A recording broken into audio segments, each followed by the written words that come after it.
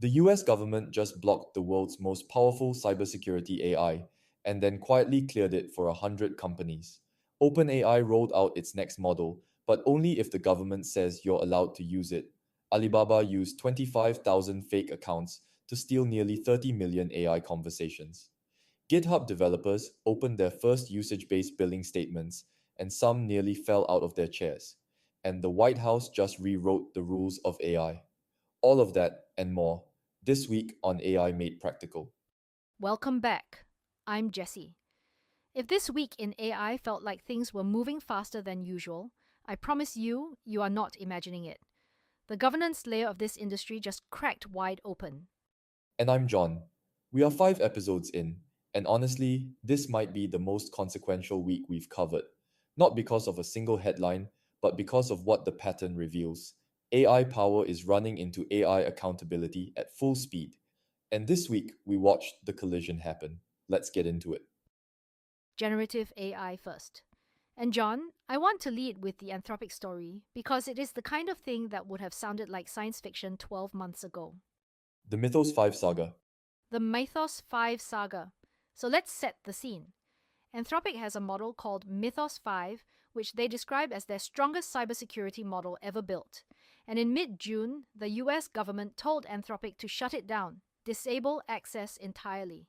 Not just for foreign users, for foreign nationals working inside Anthropic itself. And the reason given was that officials had learned of a technique to bypass Mythos 5's safety guardrails, meaning the model was so capable at finding and exploiting vulnerabilities that it became a national security concern before it was even widely deployed. Think about what that means for a second. The government proactively intervened to halt a commercial AI product because of its offensive cybersecurity potential. That has not happened before at this scale. We are in new territory. And then on June 26th, the Commerce Secretary personally cleared Mythos 5 for release to roughly 100 companies and federal agencies. Not the general public, not developers, 100 vetted organizations. The letter said, and I'm quoting here, I have determined that appropriate safeguards are in place to permit certain trusted partners to access the Claude Mythos 5 model. Which raises the obvious question: what does it mean when access to an AI model becomes a government administered privilege rather than a commercial transaction? That is the question. And it sets a precedent that every AI company in the world is now watching very carefully. Because if Mythos 5 can be government gated, then so can any other model deemed powerful enough to pose a security risk. The enterprise implication here is real. If you are a CISO or a security team lead, and you were planning to deploy Mythos 5 for defensive cyber operations, you just discovered that your access depends on a government clearance process. That changes procurement, that changes planning timelines, and it changes the competitive landscape for anyone trying to build AI-powered security products. And here's what I think is the underreported angle. Anthropic described Mythos 5 as essential for cyber defenders. They want it in the hands of the people protecting infrastructure, not just the people attacking it. The government restriction, even temporarily, may have created a window where attackers had more access to comparable capabilities than defenders did. That asymmetry is alarming, and it is exactly the kind of unintended consequence that makes AI governance so difficult to get right. Alright, story 2, and this one is connected. While Anthropic was navigating export controls, OpenAI quietly rolled out GPT 5.6 to select users, and I say quietly deliberately because the story broke not through a press release, but through a hidden system prompt that exposed the swap to Codex users who noticed their model had changed without announcement. So OpenAI switched the model underneath users without telling them first. And someone found out because the new model system prompt leaked through. That is the kind of detail that tells you a lot about how these companies are operating right now. The model family itself is interesting. GPT 5.6 comes in 3 tiers: Sol, which is the flagship, Terra, the balanced option, and Luna, which is fast and cheap. And like Mythos 5, the rollout is government gated. The Trump administration required individual vetting of each organization before getting access to the initial preview. So, in the same week, both of the two most powerful AI labs in the world are releasing frontier models that require government sign off to access. That is not a coincidence. That is the new operating environment. And for enterprise buyers, the message is clear. The era of open, unconditional model access may be giving way to something more structured, more curated, and more closely monitored. Whether that is a good thing or a concerning thing depends a lot on your perspective. I'll say this: a world where the most capable AI requires accountability structures before deployment is probably healthier than a world where anyone can access anything with a credit card. But the implementation matters enormously. Who gets to decide who's trusted? That question does not have an easy answer. Agreed. Okay, shall we move on to agentic AI? Let's go. Agentic AI, and Jesse, the story I have to lead with is the one that genuinely shocked me this week.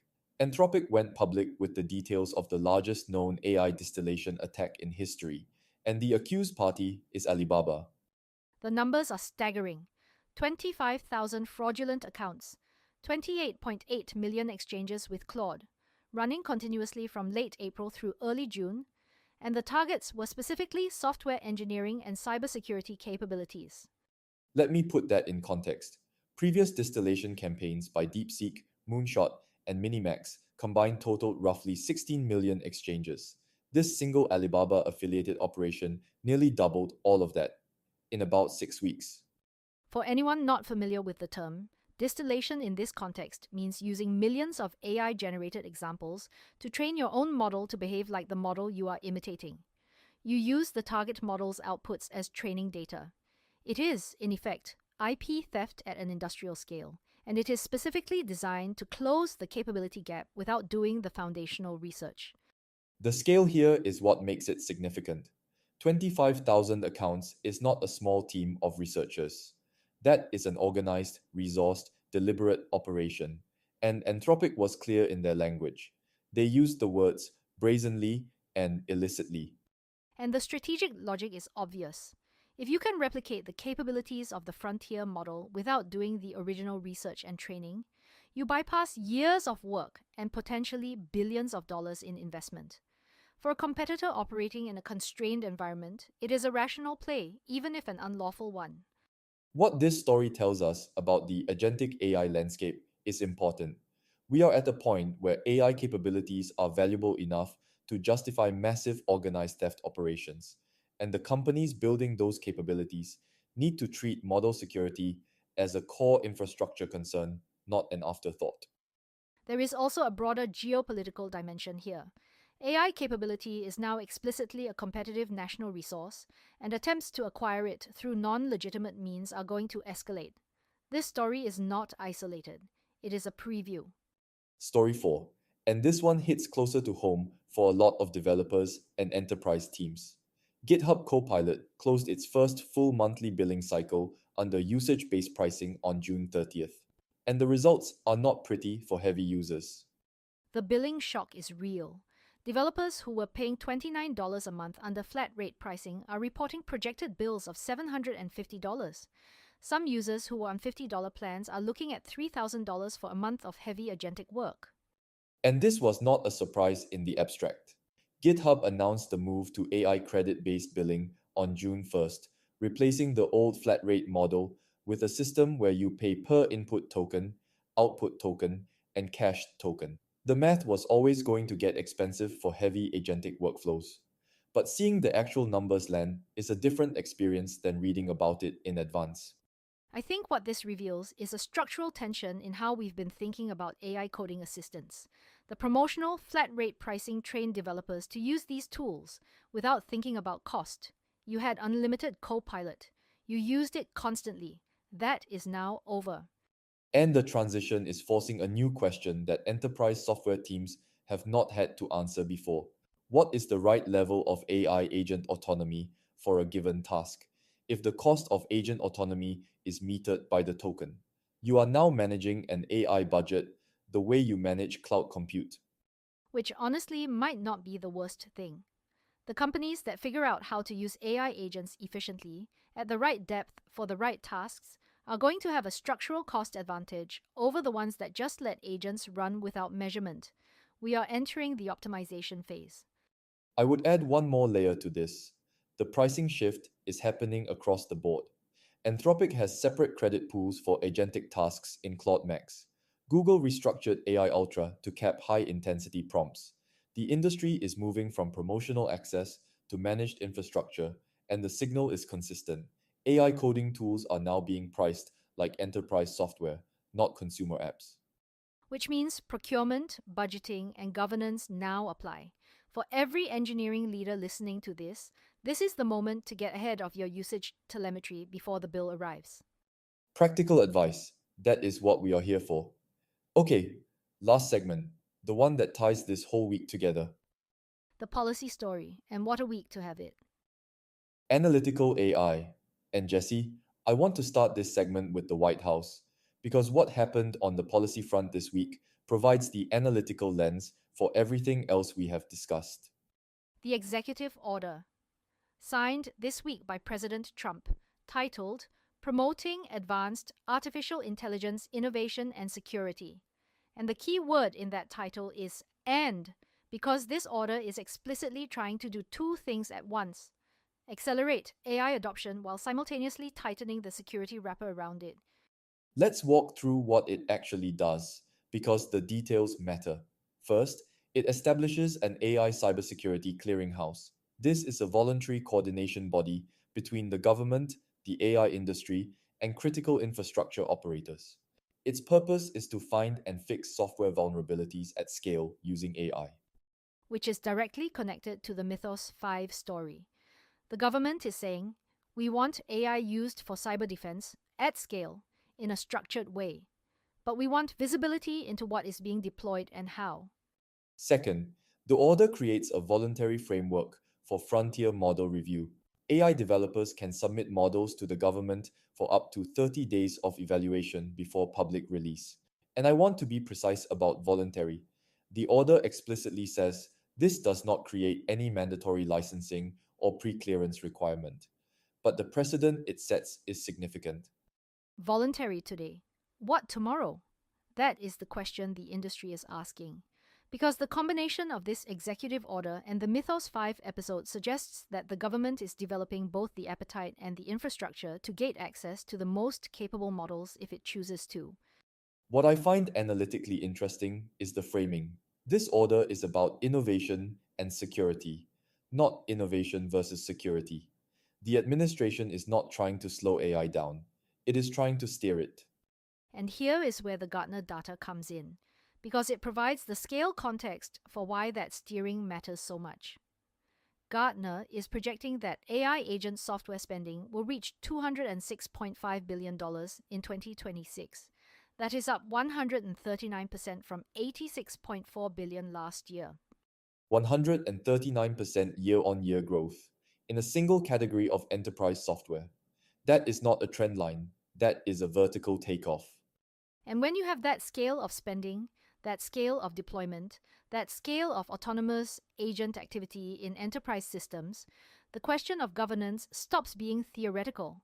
You need analytical frameworks for what your agents are doing, what they are accessing, and what decisions they are making on your behalf. The White House order and the Gartner spending figure together tell a coherent story. AI agents are becoming infrastructure, and infrastructure requires governance, not as a constraint on innovation, but as the prerequisite for sustainable deployment at scale.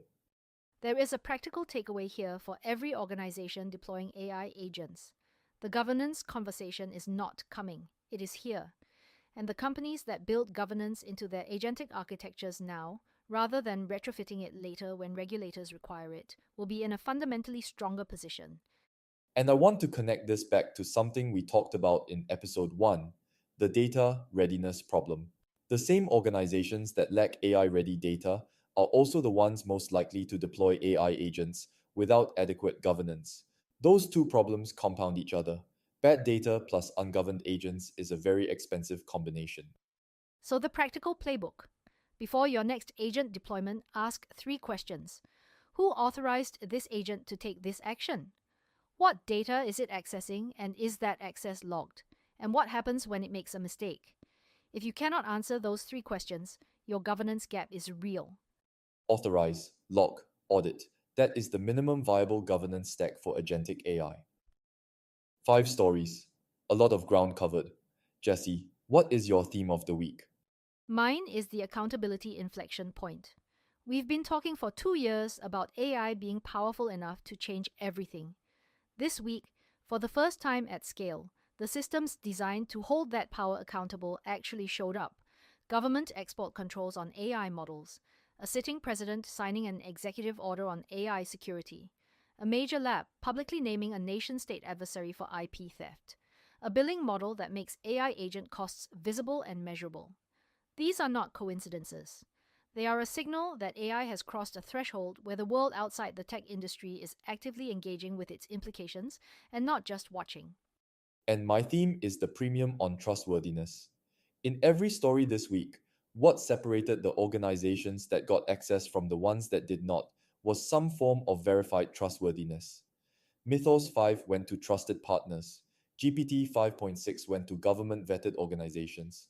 The companies winning in the agentic AI era will not just be the ones with the best models. They will be the ones that can demonstrate credibly that their systems are safe, governed, and accountable. Trust is becoming a competitive moat. Accountability, inflection, and the trust premium. I think those are two sides of the same coin. They really are. The age of AI innocence, where anything goes if you move fast enough, is closing. What opens next is more interesting and more consequential. And honestly, I think it is healthier. 5 episodes in, and this show keeps getting more relevant. If you are listening and you found value in this week's analysis, subscribe wherever you get your podcasts. The stories are only going to get bigger from here. And share this episode with someone in your world who needs to understand what is happening. Not just the headlines, but the underneath. That is what we do every week. Until next Thursday, stay sharp, stay curious, and keep making AI practical. See you then.